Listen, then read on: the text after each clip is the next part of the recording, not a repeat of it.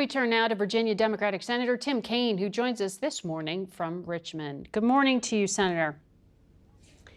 Morning, Margaret. You have, 140,000 federal civilian workers in your state, one of the highest numbers in the nation. How concerned are you that you will see mass layoffs if we go into this shutdown that the White House says they are preparing for? Well, and I think your reporter, Robert Acosta, said they're even welcoming it. We are really worried about it, Margaret. When Ted Cruz forced a shutdown of the government in October 2013, it hurt Virginia pretty bad. And when Donald Trump forced a shutdown of the government in late 2018, early 2019, it hurt Virginia pretty bad. And this one would be the same. The only thing about the president's threat to fire more people is he's already doing it. And instead of threatening, he should just be meeting to negotiate. We came near shutdown deadlines during the Biden administration, but we never shut government down because the president would sit down with congressional leaders of both parties and would find a path forward. And that's what we've been asking for since the Democrats put an alternate plan on the table on September 18th. Just sit down and talk with us. And finally, he has agreed to do that tomorrow. But if your reporting is to be believed, he's sort of going into it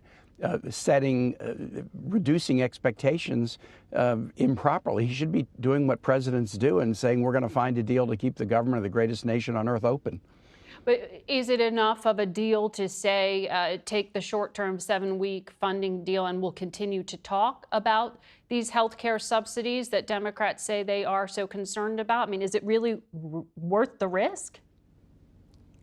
Here's my thought about this, Margaret, my personal view. We've got to solve this health care issue, and Republicans are saying the same thing. Mike Johnson has said it. Senator Cornyn has said it. Senator Hawley has said it. Senator Murkowski has said it. We're asking to fix a problem that even Republicans want to fix. I don't think we have to have every detail pinned down with all the I's dotted and T's crossed in order to do a short-term extension. But I do want to see that Republicans are saying, you're right, we can fix this, and here's the path to finding a fix. And the second thing we need, which is so reasonable, we're just asking, if we do a deal, please don't, Mr. President, sign the deal and then immediately the next day starting to take away funds, rescinding agreements that you just made yesterday. A deal should be a deal, and we should all agree that Americans should not see their health care suffer, their premiums spike, and people lose insurance and providers close. We've already had providers in Virginia announce that they are closing their doors because of the bill that the Republicans passed in July. And this is happening all over the country. Let's just do what's right by our constituents and fix it. I want to ask you another question specific to Virginia, and that is what is going on inside the judicial system. Back in August, it was the U.S. Attorney for the Western District of Virginia, Todd Gilbert, who suddenly resigned. Then, earlier this month, the U.S. Attorney in the Eastern District of Virginia, Eric Siebert, resigned after failing to bring a case against New York's Attorney General Letitia James. What is going on here in the Virginia court system? Margaret, it's pretty darn plain. The president nominated 2 U.S. attorneys in Virginia, both with Republican bona fides. Todd Gilbert in the Western District had been the Republican Speaker of our House of Delegates.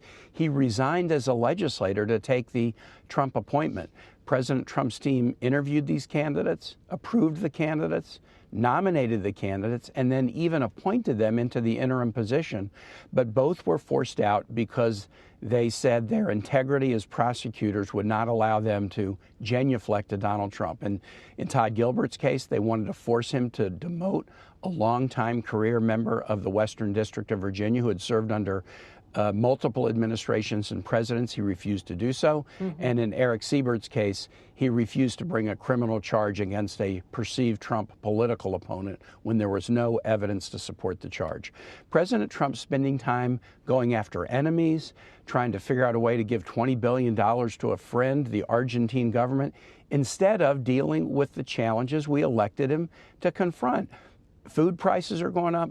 Building supplies are going up, school supplies are going up, energy costs are going up, healthcare costs are going up, and Donald Trump seems to be focused on a retribution campaign.